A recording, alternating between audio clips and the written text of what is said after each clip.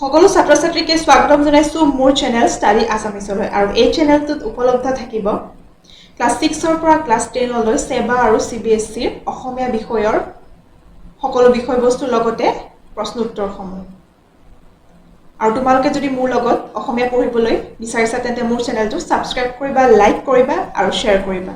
এতিয়া বলা যাওঁ আমি অসমীয়া পঢ়িবলৈ। নমস্কাৰ ছাত্ৰ ছাত্ৰীসকল, আজি আমি আৰম্ভ কৰিবলৈ লৈছো সপ্তম মানৰ অংকুৰণৰ পাঠ নং 12 আৰু পাঠটিৰ নাম হৈছে নামৰ বেবেৰী বাং। এতিয়া আমি চাওঁ আহা এই পাঠটিৰ টান টান শব্দসমূহৰ অৰ্থ।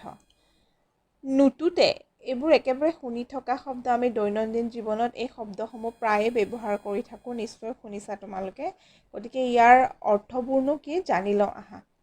নুতুতে, নকমে, ৰয়া, নদন বদন, ধনে জনে পৰিপূৰ্ণ, ডাল দৰিদ্ৰ, অতি দুখীয়া, বেজ বেজাই, ডাকি যোৱাগৈ, বীজ বিজনী অনুভৱ কৰা, সুৰ সুৰকৈ, কোনো শব্দ বা উজৰ আপত্তি নোহোৱাকৈ, মৰচেৰেলা, শুকাই খিনাই মৰাৰ নিচিনা হোৱা, জকাই, জাকৈ, পেটাৰী, জপা, ঢাকনি থকা বেতেৰে তৈয়াৰী কৰা কাপোৰ কানি ৰাখিব পৰা এবিধ যতন। এতিয়া চোৱা ইয়াৰ প্ৰশ্নোত্তৰসমূহ। উত্তৰ লিখা। ক নম্বৰ, নিধনীৰামৰ ঘৰ ক'ত আছিল? উত্তৰ, নিধনীৰামৰ ঘৰ সোণাপুৰত আছিল।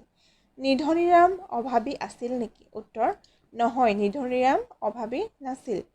গ নম্বৰ, মানুহজনে কাটি থকা গছজোপাৰ নাম কি? উত্তৰ, মানুহজনে কাটি থকা গছজোপাৰ নাম অমৰা।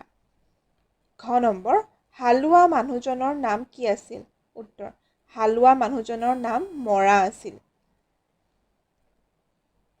6 নম্বৰ, কোনে কাক কৈছিল কোৱা?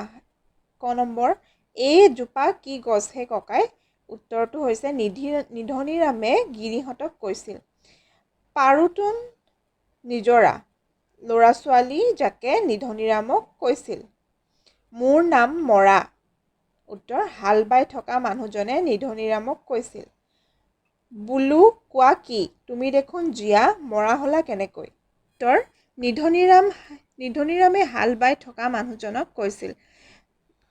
দন্তীয়া ধ নম্বৰ, জকাই বাইছোহে বাইছো, খলিহা পুথি এটাও পোৱা নাই। উত্তৰ, লখিমীয়ে নিধনীৰামক কৈছিল। 8 নম্বৰ, নিধনীৰামে শেষত ভাবা যোজনা ফাঁকিৰ অৰ্থ লিখা। অমৰা মৰে, নিজৰা জৰে, মৰাই বাই হাল, লখিমীয়ে পিন্ধে ফটা কানি, মই নিধনী হোৱাই ভাল। অৱশেষত নিধনীৰামে ভাবিলে যে মানুহৰ নামৰ দ্বাৰা একো নহয়, মানুহৰ গুণ বা কামৰ দ্বাৰাহে মানুহে উন্নতি কৰিব পৰা যায়। 9 নম্বৰ চোৱা, ক অংশৰ লগত খ অংশ মিলোৱা। ইয়াত উত্তৰটো মই মিলাই দিছোঁ। গোহালিত গৰু, পুখুৰীত মাছ, বাৰীত তামোল পাণ, ভঁৰালত ধান, ছালত কোমোৰা, ফুলনি ফুল। এতিয়া চোৱা 11 নম্বৰো একেই। ক অংশৰ লগত খ অংশ লগ লগাই জুৰীয়া শব্দ গঠন কৰা। ইয়াত উত্তৰটো মই দিয়ে থৈছোঁ জুৰীয়া কৰি। ভাই ভনী, আই বোপাই, পেহা পেহী, জী জোঁৱাই, শাহু শহু, তাৱৈ আমৈ। 12 নম্বৰ, তলৰ শব্দবোৰৰ বিপৰীত অৰ্থ প্ৰকাশক শব্দ লিখা। ভাল বেয়া, জীয়া মৰা, নিধনী ধনী, নালাগে লাগে, নুতুতে তুতে, নোৱাৰে পাৰে। ছাত্ৰ ছাত্ৰীসকল, তোমালোকে নিশ্চয় বুজি পাইছা ইয়াৰে প্ৰশ্নোত্তৰসমূহ। ইয়াত প্ৰশ্নোত্তৰ বেছি নাই যদিও ব্যাকৰণ বিষয়ক কিছুমান প্ৰশ্নোত্তৰহে আছে। বুজি যদি পোৱা নাই ব্যাকৰণসমূহ, তেতিয়াহ'লে তোমালোকে মোক কমেণ্ট বক্সত কমেণ্ট কৰি সুধিবা, মই নিশ্চয় উত্তৰ দিবলৈ চেষ্টা কৰিম। আৰু ভিডিঅ'টো যদি ভাল পাইছা, সম্পূৰ্ণকৈ চাবা, তেতিয়াহ'লে ভিডিঅ'টো লাইক কৰিবা, ছাবস্ক্ৰাইব কৰিবা আৰু তোমালোকৰ বন্ধু বান্ধৱীসকলৰ লগত শ্বেয়াৰ কৰিবা। এতিয়া চোৱা, বহলৰ বিপৰীত অৰ্থ কি? ঠেক, নেমাতিলে মাতিলে। 13 নম্বৰ, বাক্য ৰচনা কৰা। গা বেজ বেজাই যায়। ৰহিমৰ অকস্মাতে হোৱা মৃত্যুৰ কথা শুনি ৰাজৰ গা বেজ বেজাই যায়। ডাল দৰিদ্ৰ লোকক সহায় কৰিব লাগে। ভেকাৰী মাৰ, অভদ্ৰ ল'ৰাজনে পংগু ল'ৰাটোক দেখি লগৰবোৰক ভেকাৰী মাৰ বুলি ক'লে। গা নচুৱাই ফুৰ, মাকে নেহাক কাম বন নকৰি গা নচুৱাই ফুৰো বুলি ঠাট্টা কৰিলে। এতিয়া শব্দ গঠন কৰে, ইয়াত যুক্তাক্ষৰ দিয়া আছে।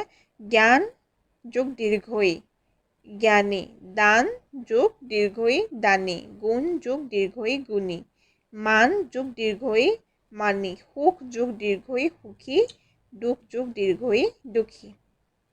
ছাত্ৰ ছাত্ৰীসকল, ভিডিঅ'টো ইমানতেই অন্ত পৰিল। পাঠ্য প্ৰশ্নোত্তৰসমূহ তেনেই ছুটি, আৰু বুজি পাইছা যদি সম্পূৰ্ণকৈ তোমালোকে ভিডিঅ'টি চাবা, লাইক কৰিবা, আকৌ এবাৰ কৈছোঁ ছাবস্ক্ৰাইব কৰিবা, আৰু বেল আইকনটো ক্লিক কৰিবা।